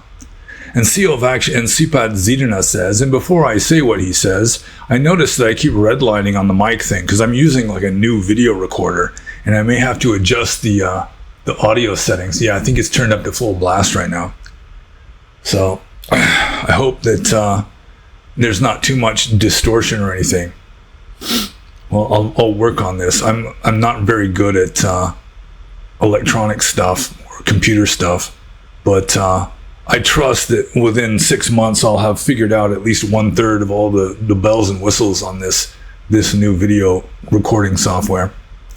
Anyways, getting back to Siovaksh Ensipad Zidana, he says, can you please do more readings of suttas that have teachings that would be considered unorthodox in Theravada? Well, I've already done most of my favorites, although I still have most of the Atthaka Wagga that I could do readings of with commentary after that. And I would guess at least half of the Atthakavagga, half of the suttas in the Atthakavagga would be considered unorthodox based on a literal reading of them. So yeah, I can do that. It's really not that difficult. It's just that mainly I've been working and then doing the Q&As on the weekends. And so fitting in more of these. I guess I'm going to be going on vacation in Ohio next week, which is going to be at least a week. So I'll probably have more of a flexible schedule then. Maybe I can get one in then. So yeah, I mean, don't be surprised if I do at least a few more Atthakavagga readings. So I'll probably do more in my Studies in Archaic Buddhism series, which I think has only got like four videos so far. But yeah, most of my favorite examples have already been read, except for like the Atthakavagga. There's a few more I could include, I suppose. So I'll just move on to Siavakshan Sipad Zidana's next question, which is, it says in Majjhima Nikaya 116 that 500 Pacekka Buddhas lived on Mount Isigili for a long time. Were there any Pacekka Buddhas when the Buddha attained enlightenment, since they could still be alive before him and just don't teach? What would have happened if one of these Pacekka Buddhas visited the Buddha? Also, it says in the Suta that once the Pacekka Buddhas entered the mountain, they were never seen again. But since the Buddha said they lived there for a long time, how did they survive for so long without alms food? I know the commentary says the mountains opened up like a garage door, and that's why they were never seen, but they still went out for alms food. But this explanation doesn't make much sense and contradicts the part about them being never seen again, so maybe you had a better idea. Well, for those of you who are unfamiliar with polytechnical terms, a Pacekka Buddha is a kind of fully enlightened Buddha who nevertheless remains a hermit and doesn't teach. And it's just the way it is that almost by definition, they exist only in times when there is no Dhamma in the world. So in between Buddhisms, you got a Buddha who starts the wheel of Dhamma rolling again, and then you've got like this dispensation of Buddhism that survives, and then it finally dies out. And then before the next Buddha rediscovers Dhamma and gets the wheel rolling again by starting a new rendition of Buddhism, so to speak, then it's in the spaces in between that you get Pacekka Buddhas. And it's practically by definition. And there's all this sort of stuff in like Buddhist ancient Indian philosophy or ancient Indian cosmology in general, where there's just things that's just the way it is. They don't explain why that's the way it is, why it has to be that way. It just is. Like there's 17 mind moments for every moment of matter. Why? That's just the way it is. Or every Buddha has to go through this series of events in his life. He's got to renounce the world and take a certain vehicle. There's like 4 options. And then he has to do the years of severe austerities. And then he's got to sit under a Bodhi tree. He has to become enlightened sitting under a tree. And why is this? Just because that's just like this universal cosmic law that never really gets explained. Science is kind of this way too. The charge of the electron is such and such. Why? They don't know. It's just the way it is. And that's the way Pacekka Buddhas are. And it's more, in a way, it's kind of explaining how there could have been enlightened beings before the time of the Buddha. I consider it to be more mythology than fact, personally. So when we get to the part about all the Pacekka Buddhas living in Isigili, which Isigili literally means something rishi swallower. It's a cave where it was just well known. It was near the city of Rajagaha, and it was just well known that lots of sages had lived in this cave, and so it became known as the sage swallower. or the Rishi swallower. And it says, say they entered the mountain, they were never seen again. Well, I mean, there's various ways of explaining. I think it's all pretty much mythology, so it's academic. Wow, I bit my tongue when I was saying that. It's all academic. But, I mean, it may be that through their psychic powers, they just didn't need to eat very much. Or it could be that the devas were feeding them. And there's one scene, it could have even been in the Mahasihanada Suta that I mentioned earlier, where the Buddha was emaciating himself and starving himself so severely that some of the devas were getting concerned, and they were thinking about infusing like celestial manna into his body through psychic means just to keep him alive. And who knows, maybe the Pacekka Buddhas were getting a main line of celestial manna from the devas or something. But I don't think it really matters, because, I mean, it's essentially mythology. At least in my opinion. I'm sure there's devout Theravadins that would take issue with that. So then I guess they would have to come up with their own explanations for how these Pacekka Buddhas could live sealed up in a mountain for, decades at the very least, without having to go out and collect food. But just almost by definition, like I've already said, they could not exist at the same time as the Buddha. So what would they talk about, or what would happen if a Pacekka Buddha met the Buddha? I have no idea. Probably the Pacekka Buddha would just sort of, wave or nod, just continue on his way. So I'll just move on to Siovaksh and Sipad Zidana's next question here, which is, how long did it take you to be able to get into a lotus pose comfortably to sit for hours, or were you always flexible enough? Well, the longest I ever sat in the lotus position was maybe a little over 2 hours, because as a general rule, it would start getting painful after about 1 hour. I'm not very flexible. My father was less flexible than me. He couldn't even squat down on his heels. So, let's see, how long did it take me to be able to get into a lotus pose to sit comfortably, not for hours, but at least for 1 hour, like a meditation session. It took me, I don't know, maybe 4 or 5 months. It's like you start sitting in the easy position, like also known as the Burmese position, where you've got both legs just kind of, I'm trying to do this, both legs just kind of flat on the floor, not crossed over each other. And when you can sit for a full hour, a full meditation session, however long that is, in relative comfort, then you move up to like the quarter lotus or the half lotus. Let's see, half lotus. I'm trying to do this in reverse order from, okay. I don't know. Half lotus, you got one foot on top of one thigh, and the other one isn't. And so, I mean, then you switch to that, and then when you can sit in the quarter lotus or the half lotus for a full meditation session without undue pain, then you move up to the full lotus. So, I mean, it didn't take very long. I was in my late 20s, so I was more flexible than I am now. Yeah, you just gradually work your way into it. And I was meditating a lot, several hours a day at the time, so I got lots of practice at it. But I'm not particularly flexible. So I'll just move on to the next question here, and this is from Keep the Vinaya.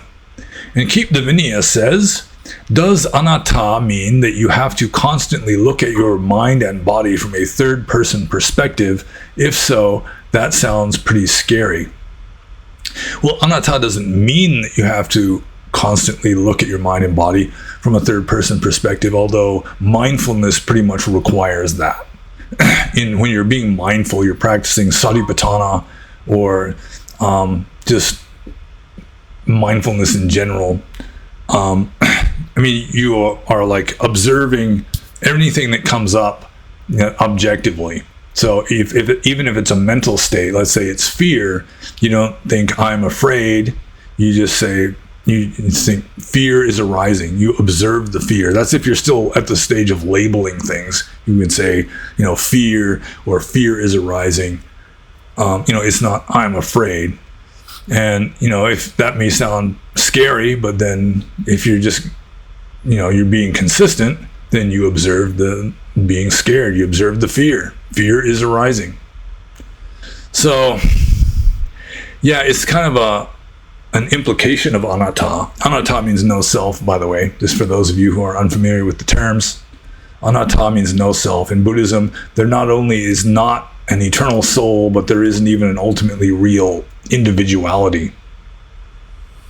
So, yeah, I mean, that's one of the implications of anatta, I guess. That's why in mindfulness you observe everything objectively.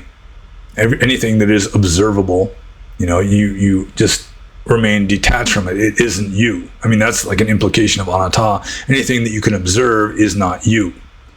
So you observe it like from a third person perspective, I guess, although there is no third person because there's no person. So I guess I answered that. I'll just move on to Keep the Vinayas' next question. What is the difference between Buddha nature and the Hindu concept of Atman? Yeah, I'd say that they're very similar. Buddha nature is a Mahayanist term. It's really not a Theravada Buddhist term. But Buddha nature is sort of like the foundational capacity or potential for full enlightenment that everybody has within them. And the Atman, like in the Upanishads, is God, is Brahman. And really the Buddha nature is just like, it's similar to the Atman in that, the Atman is just that aspect of God that is in you. Since, God is everywhere, God is also inside you. So that aspect of God that is inside you is your Atman, which is the same as the God that is not inside you. It's just all God. And the Buddha nature is kind of like that. It'd be like the one mind that I mentioned earlier, that the Tibetan Book of the Great Liberation was referring to, or the Dharmakaya, the Dharma body of the Buddha. It's just sort of like this infinite formless consciousness that pervades the universe. And you could argue that your Buddha nature is, that aspect of the Dharmakaya that is inside you. So they would be very similar, and it wouldn't be too surprising because Vedanta and Mahayana Buddhism, they interacted a lot, they debated a lot, they borrowed ideas from each other. And so, yeah, there's a lot of similarity between the two, a lot of overlap. So, yeah, Buddha nature in Mahayana Buddhism would be fairly similar, depending on who you're talking to, I guess. Different philosophers might have different explanations, but it does seem fairly similar to the Hindu concept of the Atman, or the true self. Except Buddha nature, or the Mahayana Buddhists wouldn't refer to it as the true self. So I'll just move on to Keep the Vinayas' next question, which is, if a man behaves like a woman, he can't be ordained, right? But what if a man is gay but behaves like a man? Well, if a man behaves like a woman, he can't be ordained. Well, it depends on how he behaves like a woman. If he just talks with a lisp, like the lilting kind of very gay voice that some gay men have, he kind of has like his wrist is kind of lacking in stiffness, let's say. That wouldn't disqualify a guy if he just had some effeminate features but still was like heterosexual. That wouldn't disqualify him. Some monks might kind of be hesitant to ordain him, but still, he wouldn't be disqualified. And then I guess the question here mainly is, what if a man is gay but behaves like a man? Well, having sex with a man is not behaving like a man from the point of view of ancient Indian culture. So if you're having sex with other men, that would imply that you're not fully male, because to some degree you're behaving like a woman by wanting to have sex with men rather than with women. So if a man is gay but behaves like a man, that would imply, at least from an ancient Indian context, or my understanding of same, that he's not having sex with men. He's a latent homosexual, in which case it wouldn't disqualify him. There's lots of latent homosexual monks in the Sangha in Burma. In fact, just about every comfortable meditation center in a town or a city has got like an assistant sayadaw who is pretty obviously a latent homosexual. And I think that's largely cultural, just as it's been cultural in Catholic countries, that you have a latent homosexual man who really is not attracted to women, doesn't want to get married, and wants a socially acceptable way of not getting married to a woman. He can just renounce the world and become celibate. And fortunately for Theravada Buddhism, there's much less scandal with regard to homosexual monks or like molesting boys and so forth, or molesting each other for that matter. Like in Catholicism, that's just like it's like a stereotype now. It's apparently running rampant. But fortunately in Theravada, it's not that bad, partly because Theravada, or at least Burma, is just a much more traditionalist, conservative culture. They take their religion more seriously, and unlike the West, even the Catholic West. So I hope I answered that question. It's kind of a contentious issue that, what is it exactly that causes a man from being fully a man, that thereby disqualifies him from being ordained, because a man or a woman that wants to be ordained as a monk or a nun must be fully male or fully female. They can't be somewhere in between. And apparently even a bisexual would be sufficiently in between as to be disqualified from being ordained, if you can believe the ancient texts. So if a man is gay but doesn't have sex with other men, he's latent, then that presumably would not disqualify him. It certainly hasn't in Burma, because there's lots of those. But once you're ordained, if you have sex with anybody, you're excommunicated for life. So that takes care of itself, except for in cases where they're doing it secretly, which may be most cases. And I've heard of some of that. It apparently is more of a problem in Thailand than in Burma. Thailand, the Thais are more sensual, more sexually oriented than the Burmese, based on my experience with both cultures.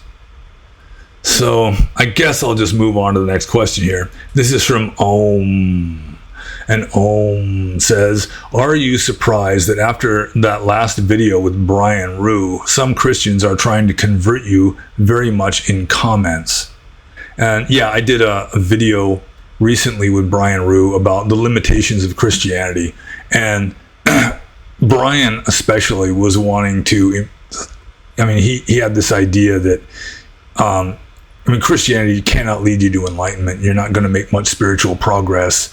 But I was a little more open-minded on the subject. I do think that it's possible for a Christian to become enlightened if they've got a sufficient, root of merit. They're ripe for enlightenment. I think St. John of the Cross may have been fully enlightened. But if a Christian does become enlightened, it would be pretty much as much in spite of Christianity as because of it, because there's all these limiting ideas in Christianity that kind of hold you down, like, nobody is worthy of heaven, or heaven is the highest you can get. Nobody is worthy of it. It's only the grace of God that's going to get you there, that sort of thing. But anyway, in the comments, you had a small number of Christian people who were sticking up for Christianity, and, maybe out of compassion, trying to tell us that, if we don't accept Jesus Christ as our Savior, we will not be saved, that sort of thing. And it doesn't really surprise me. It's just human nature that, if I'm watching something about Buddhism and you've got people bashing Buddhism, I'll stick up for Buddhism. And it's pretty similar to Christians. You got a devout Christian, and we're criticizing Christianity, to some degree, talking about its limitations and so forth, saying how, Paul of Tarsus kind of messed things up for Christians. Even at the same time that he made Christianity a world religion, he just kind of derailed it from the original teachings of Jesus, that sort of thing. And they don't like that. And so they're kind of defending Christianity as, divine teachings of God Almighty and so forth. So no, I wasn't surprised at all. It's just to be expected. So I'll just move on to Om's next question, and this is the very last question. And I sincerely hope this is recording. I really do. And Om's last question, and the very last question of this Q&A, is as follows. Apart from Sadducees in ancient Judaism, are you aware of any religion or cult which accepts death and doesn't believe in the afterlife? I myself can't find any. Well, I mean, the Old Testament in general really, like the book of Ecclesiastes pretty much teaches when you're dead, you're dead. That there were a lot of Hebrews in Old Testament times that just did not believe in an afterlife. And what little afterlife there was, it was kind of like just, I mean, you were there, but you were asleep. Sort of like, I think it's it's the story where King Saul goes to the witch of Endor because he's like a spirit medium, and he wants to talk to Samuel the prophet, who is already dead. And Samuel the prophet, when he comes through the witch of Endor, when she's channeling him or whatever, he's saying, "Why did you wake me up?" He was like sound asleep in this Sheol afterlife. And then, like I just said, a lot of the early Hebrews, not just the Sadducees, just did not believe in an afterlife. I mean, Judaism is really a very this-worldly religious system. But aside from that, like the Rig Veda, I mean, I haven't read all of the Rig Veda, but I've read a lot of hymns from the Rig Veda. There doesn't seem to be any mention of an afterlife. Rig Veda also, the early Vedism, was very this-worldly. It's like you're making fire sacrifices to the gods in order to get certain things in return. You want victory in battle and many sons and many cattle, essentially. And so there's really not much talk about an afterlife. There may be a heaven, that's where the gods live. And it may be sort of like in Greco-Roman paganism that some, magnanimous hero types might be found worthy of ascending into the heaven realm and become one of the gods. But I really don't think that there's a mention of what happens to normies. I don't think I'm not sure. I guess they did have, the early Vedic chieftains did have those big elaborate burial mounds, so maybe that was assuming that there was going to be an afterlife, but I'm not sure. In more recently, you've got like Nisargadatta Maharaj, who denied that there was any kind of afterlife. He just said that after you die, your consciousness just blends back into Brahman. And I guess there are probably other Hindus who believe the same thing, or just spiritual teachers who say there is no afterlife, that reincarnation is a myth, and that you just re-merge into the ground of being or God or whatever. So I guess that could be an afterlife as God. But I'll take a drink of milk while I think about this. One thing about Nisargadatta Maharaj, though, is he denied that there's any kind of rebirth, in heaven or hell or as humans or anything. But at the same time, he still agreed with the first noble truth of Buddhism, that to exist is to suffer.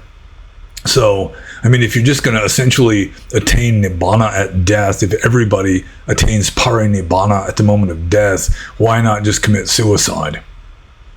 I don't think he ever really addressed that issue, or at least it wasn't in the book that I read about Nisargadatta Maharaj.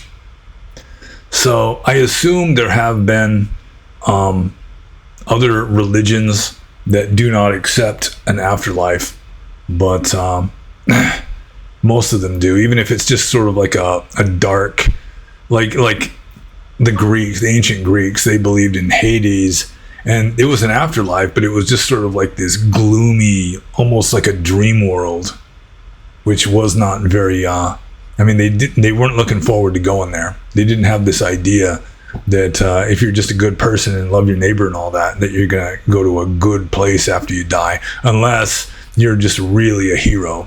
You're like a demigod or something. So, yeah, I mean, some Hindus, I think, and just some of the eclectic Western spiritualists also, I think, would deny an afterlife. A lot of Western Buddhists, for that matter, probably deny an afterlife because they're so invested in like Western materialism and scientific realism that, an afterlife cannot be demonstrated through scientific means, and so they just reject it, along with Nibbana and lots of other fundamental teachings of Buddhism. So yeah, it includes a lot of Western Buddhists among the number of people who don't believe in an afterlife. And that's it. I guess I answered that question. I guess I answered these questions. Sometimes it's like I don't really have this feeling of closure and satisfaction after trying to answer a question that is difficult to answer. But I did my best. And if you've got any questions, you are very welcome to ask in the comments below. And feel free to check out the URL links, including the books for sale on Amazon, and smash the like button and subscribe. And also, furthermore, be happy. And I'm going to try and turn this off now. And then I go like this.